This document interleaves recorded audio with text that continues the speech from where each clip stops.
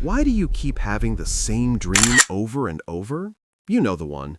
You're falling through darkness, or running but going nowhere, or standing naked in front of a crowd. You wake up confused, maybe even disturbed. You brush it off as random brain noise. But what if I told you these aren't random at all? In 1895, Freud discovered a hidden secret in his patient's dream that changed psychology forever. A woman dreamed of a broken vase. Simple, right? Wrong. That vase represented something so profound, so deeply buried in her unconscious mind, that when Freud decoded it, it unlocked an entirely new understanding of human psychology. That single dream interpretation became the foundation of psychoanalysis. But here's what's truly mind-blowing. The symbols in your dreams follow patterns, universal patterns. The same symbols that haunted Freud's patients over a century ago are appearing in your dreams right now, and they're trying to tell you something. Your brain speaks two languages. During the day, it uses logic, words, and conscious thought. But at night, it switches to something ancient, something primal. It speaks in symbols, and most people never learn to understand what it's saying. Freud called this the royal road to the unconscious. Think about that phrase for a moment. Not a path, not a doorway, a royal road. Because dreams don't just peek into your unconscious mind. They give you direct, unfiltered access to everything you've ever repressed, denied, or forgotten. Here's where it gets unsettling. Your conscious mind is like the CEO of a company, sitting in a fancy office making decisions. But your unconscious mind? That's the entire workforce below. Thousands of employees doing the real work, holding all the secrets, running the show behind the scenes. And you, sitting in that CEO chair, have no idea what's really happening down there. Until you dream. Freud spent decades analyzing thousands of dreams, and he discovered something revolutionary. Dreams aren't wish fulfillment. They're not random neuron firings. They're coded messages. Your unconscious mind has something urgent to tell you, but it can't speak directly. Why? Because the truth is often too painful, too shocking, too unacceptable for your conscious mind to handle. So it disguises the message. It wraps it in symbols. Imagine you're terrified of confronting your boss about unfair treatment. You can't admit this fear to yourself because you pride yourself on being brave. So what does your unconscious do? It creates a dream where you're being chased by a faceless figure through endless corridors. You wake up scared, not realizing you just experienced your suppressed workplace anxiety transformed into a symbolic narrative. This is what Freud called dream work, the process by which your unconscious mind translates forbidden thoughts into acceptable symbols. And the fascinating part? This process follows rules, predictable, analyzable rules. But here's what keeps psychologists up at night. If your dreams are coded messages from your deepest self and you're ignoring them, what happens to all those undelivered messages? They don't disappear, they accumulate. They manifest as anxiety, unexplained sadness, or that persistent feeling that something's wrong but you can't pinpoint what. Have you ever woken from a dream feeling an emotion so strong it stayed with you all day, even though you couldn't remember the dream itself? That's your unconscious screaming at you, and you're not listening. You're living your life on the surface while an entire universe of meaning churns below, trying desperately to reach you. Freud believed that every dream, no matter how bizarre, has meaning. That nightmare where your teeth fall out, the recurring dream of missing an exam, the unsettling vision of a childhood home that looks wrong somehow, none of it is random. Every image, every feeling, every seemingly absurd detail is a precisely chosen symbol representing something your conscious mind refuses to acknowledge. The question isn't whether your dreams mean something, they do. The question is, are you brave enough to find out what? Because once you start decoding these symbols, once you begin understanding what your unconscious is really saying, you can't go back to ignorance. You'll see the patterns, you'll recognize the warnings, you'll understand yourself in ways that most people never will. And that understanding changes everything. There's a dream you've probably had. Maybe you're falling from a building, or suddenly you're back in school taking a test you didn't study for, or you're trying to run but your legs won't move. Here's the disturbing part. Millions of people around the world, across different cultures, different languages, different centuries, have had the exact same dream. How is that possible? Freud discovered something that still baffles neuroscientists today. Certain symbols appear universally in human dreams, not because we learn them, but because they're somehow hardwired into our collective unconscious.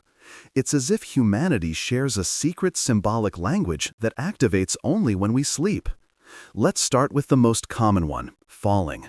You're plummeting through space, wind rushing past you, stomach dropping, that sickening sensation of losing control. You jolt awake, heart pounding. Most people think it's just a weird brain glitch, but Freud would lean forward in his chair and ask, what are you losing control of in your waking life? Because falling dreams almost never appear randomly. They emerge during life transitions, a new job, a crumbling relationship, financial instability. Your unconscious mind takes that abstract feeling of losing grip on your life and translates it into the most visceral physical sensation it knows, falling through space with nothing to hold on to. Think about the last time you had that dream. What was happening in your life? I'm willing to bet something felt unstable, uncertain, or out of your control. Your conscious mind might have been telling you everything's fine, but your unconscious knew the truth. Then there's water. Freud was obsessed with water symbolism. Calm water, turbulent water, drowning, swimming, floods, every variation carried meaning. Water represents the unconscious itself, the vast depths of your psyche. When you dream of calm, clear water, you're in harmony with your deeper self. But turbulent, murky, or threatening water, that's your unconscious in chaos, warning you that emotional storms are brewing beneath your awareness. One of Freud's patients dreamed repeatedly of standing at the edge of a dark ocean. She could hear something calling from beneath the waves, but she was terrified to go in. After months of analysis, they uncovered a traumatic childhood memory she had completely repressed. The ocean wasn't trying to drown her. It was trying to return what she'd buried. Houses are another universal symbol, and this one's particularly revealing. In dreams, houses represent the self. The conscious mind is the upper floors, the rooms you show to guests. But the basement? That's your unconscious, the parts of yourself you've locked away. When you dream of discovering new rooms in a familiar house, you're literally discovering hidden aspects of your own psyche. Here's where it gets personal. Pay attention to the condition of the house in your dreams. Is it crumbling?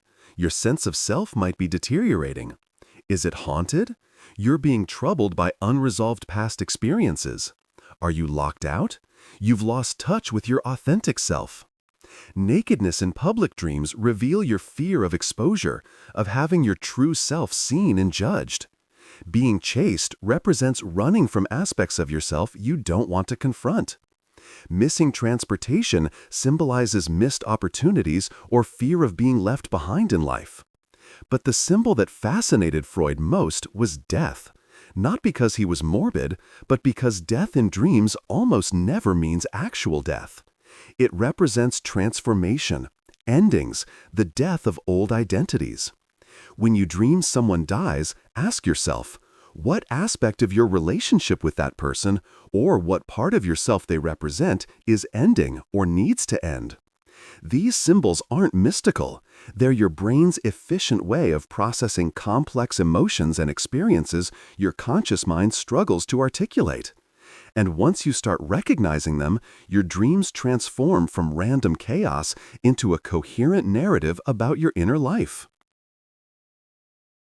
Your unconscious mind is a master of disguise. It has to be, because if it showed you the raw, unfiltered truth about your desires, fears, and memories, you'd wake up screaming every single night. Freud identified 4 primary techniques your brain uses to transform disturbing thoughts into acceptable dream imagery. He called this process dream work, and understanding it is like getting the decoder ring to your own psyche. The first technique is condensation. Your unconscious takes multiple ideas, people, or emotions and compresses them into a single dream image. That person in your dream who looks like your boss but acts like your father and somehow also reminds you of your ex, that's not confusion. That's condensation. Your brain is showing you that these 3 people trigger the same emotional response in you, usually around authority, approval, or abandonment. One of Freud's most famous cases involved a patient who dreamed of a botanical monograph. Seems random, right? Through analysis, they discovered that single image condensed memories of his father's botanical interests, a recent conversation about monographs, guilt about an expensive book purchase, and anxiety about his own academic work. 4 separate emotional threads woven into one symbolic image. Think about your own dreams for a moment. That strange composite location that's somehow your childhood home and your current apartment and a place you've never been? Your unconscious is telling you that past and present emotional experiences are connected in ways your waking mind hasn't recognized yet. The second technique is displacement. This one's sneaky. Your unconscious takes an emotion attached to something important and shifts it onto something trivial in the dream. You dream about being devastated over losing your keys when really you're processing grief over a dying relationship. The emotion is real and powerful, but it's been displaced onto a safer object. Why does your brain do this? Protection. If you dreamed directly about the relationship ending, you might wake up and have to consciously confront it. But losing keys? That's manageable. That doesn't threaten your psychological stability. So your unconscious lets you feel the grief without forcing you to face its true source, at least not yet. The third technique is symbolization, and this is where dream interpretation gets really interesting. Your unconscious converts abstract thoughts into concrete visual symbols. Authority becomes a king or a judge. Sexual desire becomes climbing stairs or riding horses. Fear of mortality becomes falling teeth or crumbling buildings. Freud shocked Victorian society by suggesting that many common dream symbols had sexual meanings. While modern psychology doesn't reduce everything to sexuality like Freud did, the core insight remains valid. Your brain represents abstract concepts through physical symbols, because that's the language of the unconscious. The fourth and most fascinating technique is secondary revision. This happens as you wake up. Your conscious mind tries to make sense of the bizarre dream narrative, so it adds coherence, fills in gaps, creates a storyline that wasn't there. You're literally rewriting your dream as you remember it, smoothing out the illogical parts to create something your waking mind can process. This means the dream you remember and tell others isn't quite the dream you actually had. It's already been edited, censored, made more acceptable. The raw dream, the one that contained the most potent symbolic messages, has already been partially disguised by your own conscious mind. Here's what keeps therapists fascinated. If you can catch your dreams before secondary revision kicks in, if you can record them immediately upon waking before your conscious mind sanitizes them, you get closer to the unfiltered message. That's why Freud insisted patients write down dreams the moment they woke. Your unconscious worked hard to send you a message. Don't let your conscious mind intercept and redact it before you've had a chance to read what it really says. You've had it again. That same dream. Maybe the details shift slightly, the setting changes, different people appear, but the core experience remains identical. You're being chased, you're falling, you're trapped, you're unprepared. And you wake up with that familiar sense of unease, wondering why your brain keeps replaying this nightmare. Here's the unsettling truth. Recurring dreams are your unconscious mind's emergency broadcast system. When a dream repeats, it means you've been ignoring a critical message, and your unconscious has decided it's going to keep sending that message night after night until you finally pay attention. Freud encountered patients who'd been having the same dream for years, sometimes decades. One woman dreamed repeatedly of searching for something in her childhood home, but never finding it. Through analysis, they discovered she'd been searching her entire adult life for the feeling of safety and belonging she'd lost when her parents divorced. The dream wasn't torturing her, it was desperately trying to show her what she needed to address. Think about this. Your unconscious doesn't have a voice. It can't tap you on the shoulder and say, "Hey, we need to talk about your unresolved trauma." So it does the only thing it can. It creates a scenario that makes you feel the emotion you're avoiding, over and over, until you get it. The most common recurring dream? Being chased. You're running, heart pounding, terror flooding your system, and something's behind you. You never look back to see what it is, but you know it's there. You know if it catches you, something terrible will happen. What does this mean? You're running from something in your waking life, an emotion, a truth, a part of yourself. And the harder you run, the more persistent the dream becomes. Here's the paradox that Freud discovered. The thing chasing you in the dream isn't trying to hurt you, it's trying to catch you so it can be integrated, acknowledged, accepted.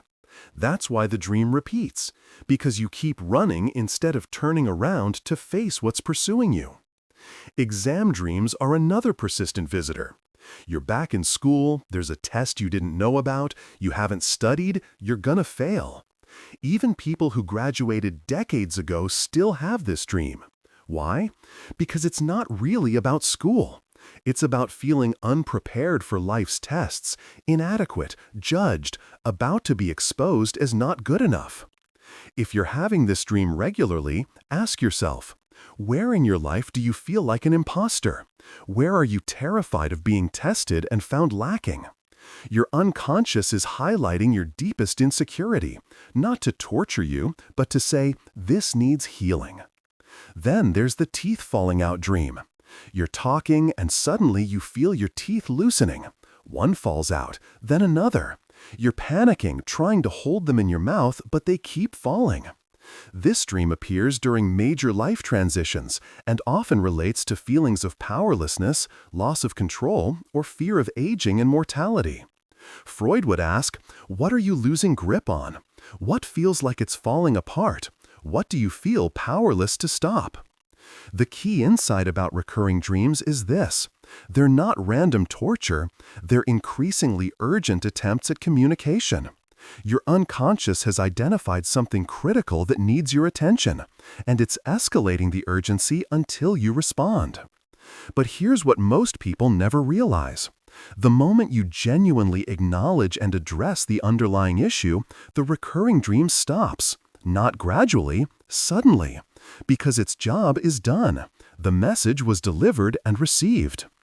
That dream that's been haunting you for years, it's waiting for you to finally turn around and look at what it's been trying to show you all along.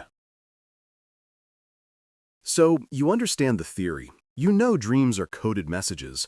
You recognize the symbols. But how do you actually decode your own dreams? How do you transform this knowledge from fascinating psychology into practical self-discovery? Freud developed a method, and it's surprisingly accessible. You don't need years of psychoanalysis. You need honesty, patience, and willingness to confront what you find. Start with what Freud called free association. Take a dream symbol, any symbol from your dream.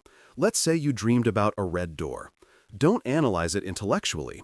Instead, say, red door, and immediately speak the first thing that comes to mind. Then take that word and free associate again. Keep going. Don't censor yourself. Don't judge the connections as logical or illogical. What happens is remarkable. Your conscious mind gets out of the way, and your unconscious starts revealing the chain of associations that created the symbol in the first place. That red door might lead you through childhood home, grandmother's warning, forbidden room, secrets, shame, current relationship. Suddenly you realize the dream wasn't about a door at all. It was about something in your current relationship you're afraid to open up about. The second technique is keeping a dream journal, but not the way most people do it. Don't just record the dream. Record how you felt the moment you woke up. That initial emotion, before you've had time to rationalize it away, is often the purest message from your unconscious. You might not understand the dream, but the feeling tells you what emotional territory you're dealing with. Write immediately upon waking, not later that morning, not when you get to work, immediately. Because secondary revision begins within minutes. Your conscious mind starts editing, censoring, making the dream more acceptable. Catch it raw. The third technique addresses the question everyone wants answered. What does this specific symbol mean? And here's where Freud was revolutionary. He insisted there are no universal symbol dictionaries. Yes, certain symbols appear commonly across humanity, but what matters is what the symbol means to you personally. Water might represent the unconscious in general terms, but your relationship with water is unique. Did you nearly drown as a child? Do you find oceans peaceful or terrifying? Your personal history with the symbol matters more than any textbook definition. This is why dream interpretation books often fail.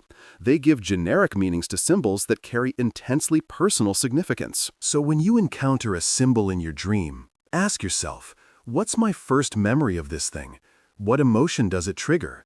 What significant experiences in my life involve this symbol? The answer isn't in some external guide. It's already inside you. The fourth and most challenging technique is looking for what Freud called day residue. Dreams often incorporate random fragments from the previous day, but not randomly. Your unconscious carefully selects these fragments because they connect to deeper, older emotional patterns. That conversation you had yesterday that appears in tonight's dream? Ask yourself why that specific conversation, out of dozens you had, made it into your dream. What nerve did it touch? Here's the practice that changes everything. Spend just 5 minutes each morning with your dreams. Not analyzing them to death, just acknowledging them, writing them down, sitting with the emotions they brought up. Over time, patterns emerge. You start seeing the recurring themes, the persistent symbols, the consistent messages your unconscious keeps sending. And something shifts. You stop being a passive recipient of confusing nighttime experiences and become an active participant in dialogue with your deeper self. Your dreams stop feeling like random chaos and start feeling like conversations, insights, warnings, and guidance from the part of you that sees everything your conscious mind misses. Freud believed dream interpretation was the royal road to the unconscious. But roads are meant to be traveled, not just admired from a distance. The symbols are there. The messages are waiting. The question is, are you ready to start the journey?